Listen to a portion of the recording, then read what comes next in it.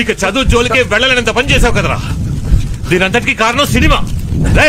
సినిమాలో లక్షలో ఒక్కడైనా గెలుస్తున్నాడు, మిగతా వాళ్ళంతా బిచ్చవెత్తుకుంటున్నారు. ఎన్నాళ్ళు ఫ్రాడ్ పనులే చేసావు, కానీ ఈ రోజు సినిమా తీయడం కోసం టీచర్ని హత్య చేయాలని చూసావు.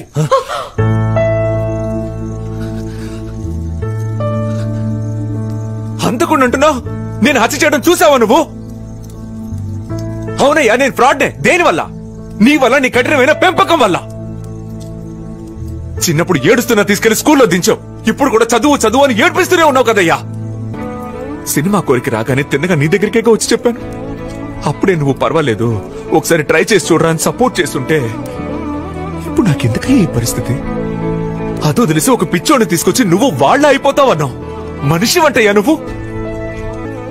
నువ్వు సినిమాల్లో ఓడిపోయే 99,999 మందిని మాత్రమే చూస్తున్నావు, కానీ నేను గెలిచి ఆ ఒక్కడినే చూస్తున్నా.